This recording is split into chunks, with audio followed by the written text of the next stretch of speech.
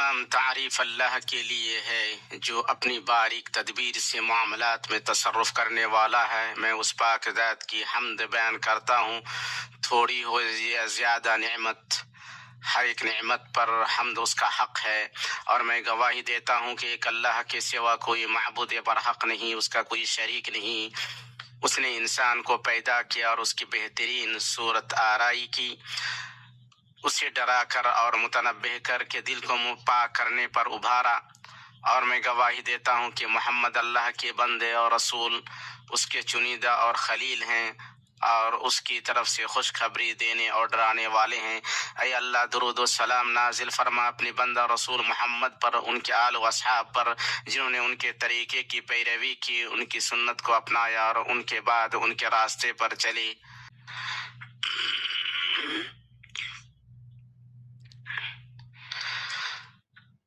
اما بعد، اللہ کے بندو، اللہ کا کما حق و تقوی اختیار کرو، اس کی طاعت اور پسندیدہ کاموں کے حریص بنو، اور یاد رکھو کہ اس نے تمہیں اپنی عبادت کے لیے پیدا کیا، اس لیے اس کے لیے عبادت کو خالص کرو اور عمل کو بہتر بناؤ۔ نیک بخت وہ ہے جس نے اللہ کے لیے عبادت کو خالص کیا اور رسول اللہ صلی اللہ علیہ وسلم کی تابعداری کی، یہاں تک کہ اس کے پاس اللہ کی طرف سے موت کا حکم آ گیا۔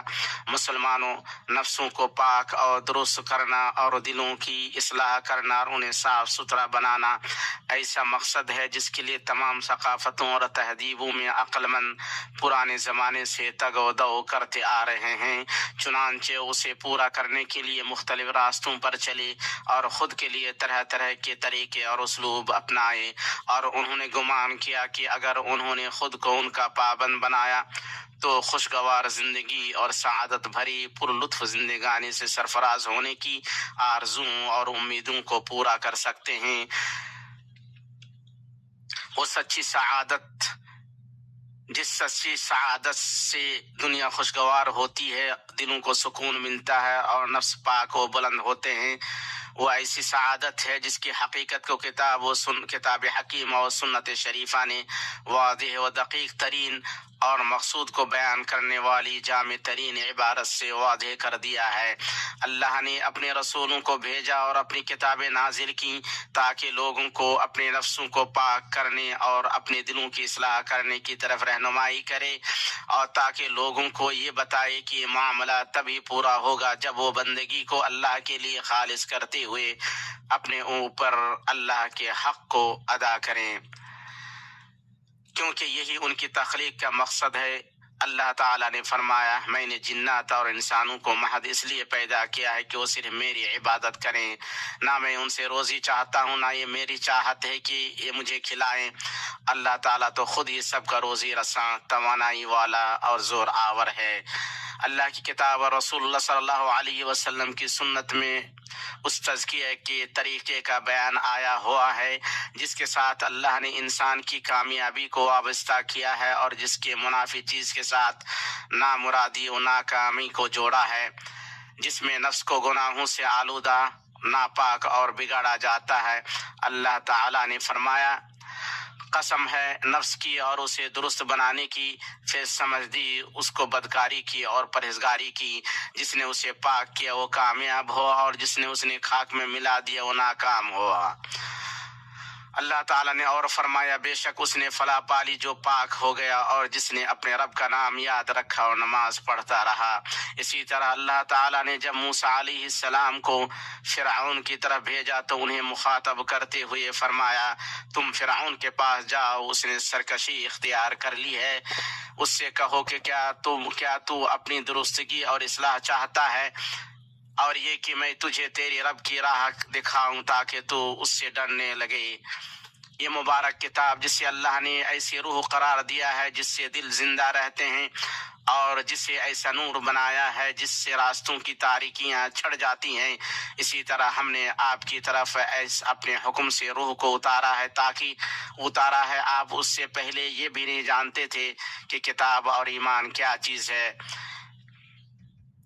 لیکن ہم نے اسے نور بنایا، اس کے ذریعے سے اپنے بندوں میں سے جسے چاہتے ہیں ہدایت دیتے ہیں۔ بے شک آپ راہ راست کی رہنمائی کر رہے ہیں۔ یہ کتاب اعلان کرتی ہے کہ اسلام میں تزکیہ کی بنیاد اور اس کا ستون اور محور اللہ تعالیٰ کی توحید ہے۔ توحید کی حقیقت جیسا کہ ابن قیم رحمہ اللہ نے بیان کیا ہے، یہ ہے کہ بندہ اس بات کی گواہی دے کہ رب تعالیٰ ہی تخلیق و فیصلے میں منفرد ہے۔ اس نے جو چاہا وہ ہوا اور جو نہیں چاہا نہیں ہوا۔ اس کی اجازت کے بغیر کوئی ذرہ ہل نہیں سکتا۔ مخلوقات اس کے قبضے میں ہیں اور پست و مغلوب ہیں، اور ہر دل اللہ کی انگلیوں میں سے 2 انگلیوں کے بیچ ہے۔ اگر اسے درست کرنا چاہے تو درست کرتا ہے، اگر اسے ٹیڑھا کرنا چاہے تو ٹیڑھا کر دیتا ہے۔ دل اس کے ہاتھ میں ہے، وہ جیسے چاہے انہیں الٹتا پلٹتا اور پھیرتا رہتا ہے۔ اور اس بات کی گواہی دے کہ اسی نے مومنوں کے نفسوں کو تقوی عطا کیا، اسی نے انہیں ہدایت دی اور پاک کیا، اور فاجروں کے نفسوں کو فسق و فجور سے بھر دیا اور انہیں بدبخت بنایا۔ اللہ جسے ہدایت دے وہ ہدایت پانے والا ہے، اور جسے گمراہ کر دے اسے کوئی ہدایت دینے والا نہیں۔ وہ جسے چاہتا ہے اپنے فضل و رحمت سے ہدایت دیتا ہے، اور جسے چاہتا ہے اپنے عدل و حکمت سے اسے گمراہ کر دیتا ہے۔ یہ اس کا فضل و عطا ہے، اور کرم والے کا فضل منقطع نہیں ہوتا۔ اسی طرح یہ اس کا عدل و فیصلہ ہے۔ وہ اللہ تعالیٰ کا فرمان ہے، وہ اپنے کاموں کے لیے کسی کے آگے جواب دہ نہیں، اور سب اس کے آگے جواب دہ ہیں۔ اللہ کے بندو، توحید کا اثر تزکیہ پر بلکہ مسلمان کی زندگی پر ہدف و مقصد کے اتحاد اور علم و عمل کی یگانگت میں واضح نظر آتا ہے۔ یہاں تک کہ مسلمان کا فہم و عقیدہ، علم و عمل اور ارادہ، اور اس کے دل کے رجحانات اور سرگرمیاں ہم آہنگ اور ایک ہی لڑی میں پری ہوئی ہوتی ہیں۔ ان میں کوئی نہ تعارض ہوتا ہے نہ تضاد، اور انسان کے کندھے سے وہ پریشان کن تنگی دور ہو جاتی ہے، جس کا احساس اسے اس وقت ہوتا ہے جب اس کے نفس میں مقاصد باہم ٹکراتے ہیں اور اعمال متضاد ہوتے ہیں۔ جو چیزیں نفسوں کو پاک کرتی ہیں ان میں سے یہ ہے کہ نفسوں میں ایمان کی ہمیشہ تجدید ہو، کیونکہ ایمان ویسے ہی پرانا ہوتا ہے جیسے کپڑے پرانے ہوتے ہیں۔ اسی لیے رسول اللہ صلی اللہ علیہ وسلم کے صحابہ ایک دوسرے کا ہاتھ پکڑ کر کہتے، آؤ کچھ دیر ایمان تازہ کرتے ہیں، سو بیٹھتے اور اللہ تعالیٰ کا ذکر کرتے۔ اللہ تعالیٰ کا ذکر، اس کی کتاب کی تلاوت، اللہ کی اطاعت اور قربت وہ عظیم ترین سبب ہے جس سے اس مومن کے نفس میں ایمان کی تجدید ہوتی ہے، جو یہ جانتا ہے کہ ایمان طاعت سے بڑھتا ہے اور معصیت سے گھٹتا ہے۔ اس لیے وہ اللہ تعالیٰ کی بارگاہ میں سچی التجا کے ذریعے ایمان کو پروان چڑھانے کی کوشش کرتا ہے، جس کا واضح ترین مبارک ثمرہ نفسوں کا تزکیہ ہے، جیسا کہ نبی کریم صلی اللہ علیہ وسلم کی دعا میں آیا ہے، اے اللہ ہمارے نفسوں کو تقوی سے نواز، اے اللہ ہمارے نفسوں کو تقوی سے نواز اور انہیں پاک کر، تو ہی سب سے بہتر انہیں پاک کرنے والا ہے۔ اسی طرح جن چیزوں سے نفس پاک ہوتا ہے اور دل درست ہوتا ہے، ان میں سے اللہ تعالیٰ کی نعمتوں کو ہمیشہ یاد کرنا ہے، جن سے اللہ نے اپنے بندوں کو نوازا ہے۔ ان کا شمار کرنا انسانوں کی طاقت سے باہر ہے، جیسا کہ اللہ تعالیٰ نے فرمایا، اور اگر تم اللہ کی نعمتوں کا شمار کرنا چاہو تو تم انہیں شمار نہیں کر سکتے، بے شک اللہ بڑا بخشنے والا مہربان ہے۔ ان نعمتوں کو یاد کرنے سے یاد کرنے والے کو اللہ سے کمال تعلق حاصل ہوتا ہے۔ اللہ کے لیے پوری توجہ، فروتنی اور عاجزی پیدا ہوتی ہے، کیونکہ اللہ تعالیٰ نے جو زندگی، صحت، مال اور اولاد، جاہ و مرتبہ وغیرہ عطا کیا ہے، یہ سب اس کی طرف سے احسان و فضل اور انعام ہے۔ اللہ تعالیٰ نے جیسے چاہا اور جب چاہا عطا کیا، اور اگر وہ چاہے تو اس سے جب چاہے چھین لے۔ وہ تمام بادشاہت کا مالک ہے، اس کے ہاتھ میں خیر ہے، جسے چاہے عنایت کرتا ہے اور جس سے چاہے پھیر لیتا ہے۔ اس بات کو پہچاننا اور اسے ہمیشہ یاد رکھنا اس بات کا محرک ہے کہ بندہ اپنی بے بسی و کمزوری اور اپنے تمام معاملات میں اپنے رب کی طرف اپنی ضرورت و محتاجگی کو جانے۔ تاہم ضروری ہے کہ نعمتوں کو یاد کرنے کے ساتھ وہ عمل بھی ہو جس سے اللہ راضی ہو، जिसे वो पसंद करे और जिस पर वो क़यामत के दिन सवाब से नवाजे। इसकी हकीकत अल्लाह की हिदायत और रसूलुल्लाह सल्लल्लाहु अलैहि वसल्लम की पैरवी की रोशनी में भलाइयों को अंजाम देना और बुराइयों को छोड़ना है। साथ ही उन फ़राइज़ पर ख़ास तवज्जो देना जिन्हें अल्लाह ने अपने बंदों पर फ़र्ज़ करार दिया पर ख़ास तवज्जो देना जिन्हें अल्लाह ने अपने बंदों पर फ़र्ज़ करार दिया है, क्योंकि फ़राइज़ उन अमाल में सबसे ज़्यादा महबूब हैं जिनसे बंदा अपने रब का तक़र्रुब हासिल करता है। जैसे कि हदीस में आया है, अल्लाह ताला ने फरमाया, जिसने मेरे किसी वली से दुश्मनी की उसके खिलाफ मेरी तरफ से ऐलान जंग है। और मेरा बंदा जिन जिन इबादतों के जरिए से मेरा कुर्ब हासिल करता है उनमें से कोई इबादत मुझे उतनी पसंद नहीं जिस कदर वो इबादत पसंद है जो मैंने उस पर फर्ज की है। मेरा बंदा नवाफिल के जरिए से भी मुझसे इतना करीब हो जाता है कि मैं उससे मोहब्बत करने लग जाता हूँ, तो मैं उसका कान बन जाता हूँ जिससे वो सुनता है, उसकी आंख बन जाता हूँ जिससे वो देखता है, उसका हाथ बन जाता हूँ जिससे वो पकड़ता है, और उसका पाँव बन जाता हूँ जिससे वो चलता है। अगर वो मुझसे मांगे तो मैं उसे देता हूँ, और अगर मेरी पनाह मांगे तो मैं उसे पनाह देता हूँ। इसे इमाम बुखारी ने अपनी सही में अबू हुरैरा रज़ियल्लाहु ताला अन्हु से रिवायत किया है। और जो चीज़ नफ्स को पाक करती है वो दिल के अमाल हैं, क्योंकि दिल तमाम आज़ा का बादशाह है। आज़ा की दुरुस्तगी उसी की दुरुस्तगी से है और उनका बिगाड़ उसके बिगाड़ से है। जैसे कि हदीस में आया है कि याद रखो, जिस्म में एक गोश्त का टुकड़ा है, जब वो दुरुस्त हो जाता है तो सारा जिस्म दुरुस्त हो जाता है, और जब वो खराब होता है तो सारा जिस्म खराब हो जाता है। जान रखो वो दिल है। इसी इमाम बुखारी मुस्लिम ने अपनी सही में नुमान बशीर रज़ियल्लाहु ताला अन्हु से रिवायत किया है। दिल के अमाल में सबसे अहम और सबसे अजीम अमल ये है कि बंदा किस नियत और किस मकसद से अमल कर रहा है। चुनांचे रसूलुल्लाह सल्लल्लाहु अलैहि वसल्लम ने फरमाया, अमाल का दारो मदार नियतों पर है और हर शख्स के लिए वही है जो उसने नियत की है। बस जिसकी हिजरत अल्लाह उसके रसूल की तरफ हो तो उसकी हिजरत अल्लाह उसके रसूल की तरफ होगी, और जिसकी हिजरत दुनिया के किसी फायदे के लिए हो जिसे वो हासिल करना चाहता है, या किसी औरत के लिए हो जिससे वो निकाह करना चाहता है, तो उसकी हिजरत उसी चीज़ की तरफ है जिसकी तरफ उसने हिजरत की है। इसे इमाम बुखारी और मुस्लिम ने अपनी सही में रिवायत किया है। अल्लाह के बंदो, अल्लाह से डरो और अल्लाह की रज़ा की तलब में उसके बरगुज़ीदा बंदों के नक्श कदम पर चलते हुए अपने रब की किताब और अपने नबी सल्लल्लाहु अलैहि वसल्लम की सुन्नत को नफ्स की पाकिज़गी और दिलों की इस्लाह के लिए बेहतरीन रास्ता बनाओ। फरमाने इलाही है, यही वो लोग हैं जिन्हें अल्लाह ने हिदायत दी और यही अक्ल व खिरत वाले हैं। अल्लाह मुझे और आपको अपनी किताब की हिदायत और अपने नबी सल्लल्लाहु अलैहि वसल्लम की सुन्नत से फ़ायदा पहुँचाए। मैं ये बात कह रहा हूँ और अल्लाह अज़ीम व जलील से अपने लिए, आप सब के लिए, तमाम मुसलमानों के लिए हर गुनाह से बख्शिश तलब करता हूँ। वो बड़ा बख्शने वाला मेहरबान है। तमाम तारीफ अल्लाह के लिए है जो कारसाज और लायक हम्द है, जो चाहता है करता है। मैं उसकी हम्द व सना बयान करता हूँ। वो जो चाहता है पैदा करता है और जो चाहता है करता है। और मैं गवाही देता हूँ कि एक अल्लाह के सिवा कोई माबूद बरहक नहीं, उसका कोई शरीक नहीं। और मैं गवाही देता हूँ कि हमारे सरदार और नबी मोहम्मद अल्लाह के बंदे और उसके रसूल हैं। आप आला किरदार और सीधे रास्ते वाले हैं। ऐ अल्लाह, अपने बंदे और रसूल मोहम्मद पर, उनके आल व असहाब पर रोज़ क़यामत तक दुरूद व सलाम नाजिल फरमा। अम्मा बाद, अल्लाह के बंदो, बेशक तौबा नफ्स की पाकिज़गी और दिल की इस्लाह के अदीम तरीन असबाब में से है, क्योंकि तौबा की इबादत, जैसा कि इब्न क़य्यिम रहमहुल्लाह ने फरमाया, अल्लाह के नज़दीक सबसे महबूब और सबसे मुअज़्ज़ज़ बंदगी है। बिलाशुबा अल्लाह ताला तौबा करने वालों से मोहब्बत करता है, और अगर तौबा उसके नज़दीक महबूब ना होती तो अपने सबसे मुकर्रम मखलूक यानी इंसान को गुनाह में मुब्तला ना करता। लेकिन चूँकि अल्लाह अपने बंदे की तौबा पसंद करता है, इसलिए उसे गुनाह में मुब्तला करता है ताकि उसकी महबूब शै यानी तौबा वाक़ई हो और बंदे से उसकी मोहब्बत दो चंद हो जाए। अल्लाह ताला के नज़दीक तौबा को मकाम हासिल है जो किसी और ताआत को हासिल नहीं। इसीलिए अल्लाह ताला अपने बंदे की तौबा पर जब वो उससे तौबा करता है सबसे ज़्यादा खुश होता है।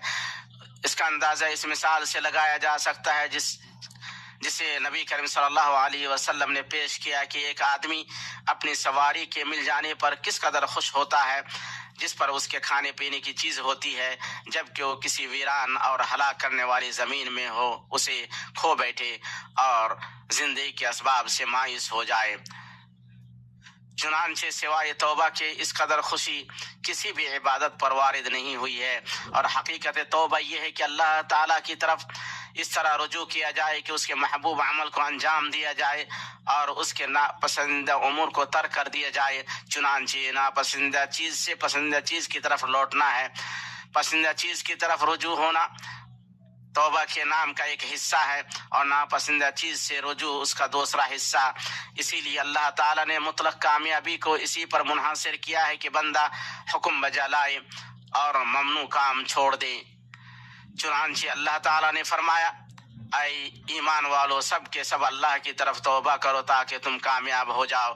چنانچہ ہر توبہ کرنے والا کامیاب ہے، اور کامیاب وہی ہوگا جو احکام بجا لائے اور منہیات سے باز آ جائے۔ اللہ کے بندو، اللہ تعالیٰ سے ڈرو اور اللہ کی رضا کی تلاش اور رسول اللہ صلی اللہ علیہ وسلم کی پیروی میں اللہ کی بارگاہ میں توبہ کرو۔ آپ صلی اللہ علیہ وسلم نے فرمایا، اے لوگو اللہ سے توبہ کرو کیونکہ میں خود دن میں 100 مرتبہ اس سے توبہ کرتا ہوں۔ اسے امام مسلم نے اپنی صحیح میں روایت کیا ہے۔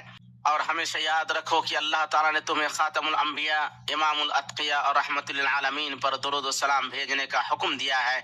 ارشاد ربانی ہے، اللہ اور اس کے فرشتے اس نبی پر درود بھیجتے ہیں، ایمان والو تم بھی ان پر درود بھیجو اور خوب سلام بھی بھیجتے رہا کرو۔ اے اللہ درود و سلام نازل فرما اپنے بندے اور رسول محمد پر۔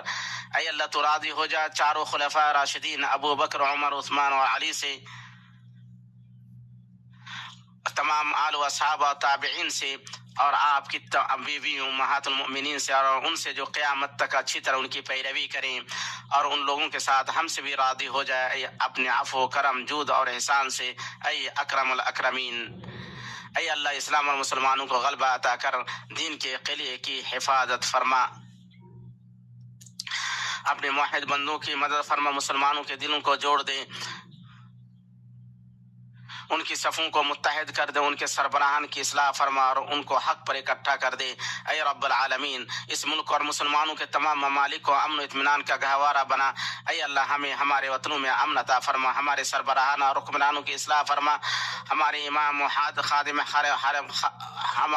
حاکم خادم حرمین شریفین کی حق کے ساتھ تائید فرما، ان کے لیے نیک مشیر کار مہیا کر، اور انہیں تو اس کام کی توفیق دے جو تجھے پسند ہو اور تو جس سے راضی ہو۔ اے دعا کو سننے والے، اے اللہ انہیں اور ان کے ولی عہد کو اس کام کی توفیق دے جس میں اسلام اور مسلمانوں کے لیے خیر ہو اور جس میں لوگوں کی اور ملک کی بھلائی ہو۔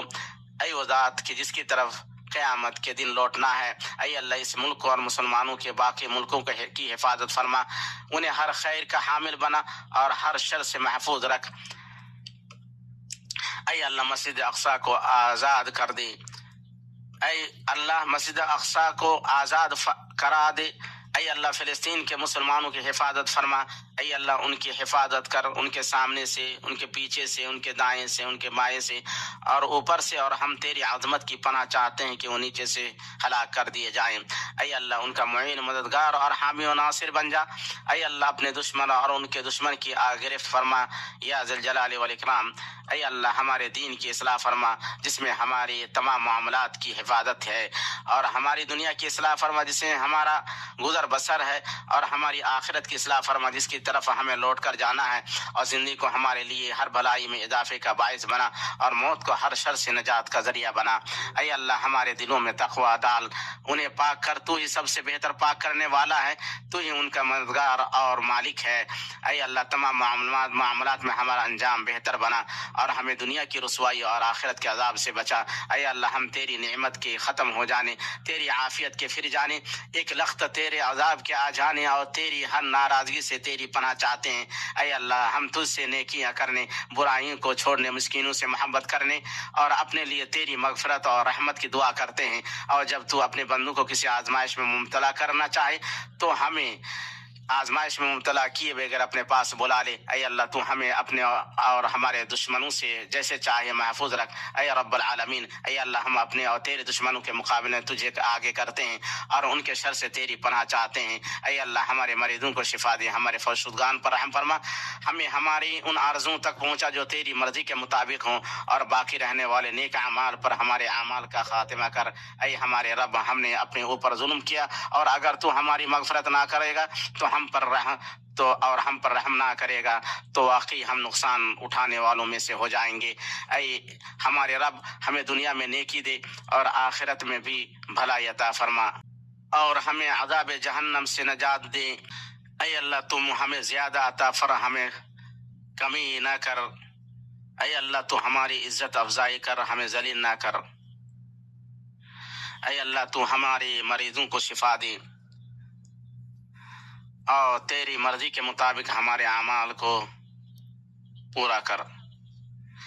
ہم نے اپنے اوپر ظلم کیا، اگر تو نے ہمیں معاف نہیں کیا تو ہم پر رحم نہیں کیا تو ہم خسارہ اٹھانے والوں میں سے ہو جائیں گے۔ اے اللہ درود و سلام نازل فرما اپنے بندہ رسول ہمارے نبی محمد اور ان کے تمام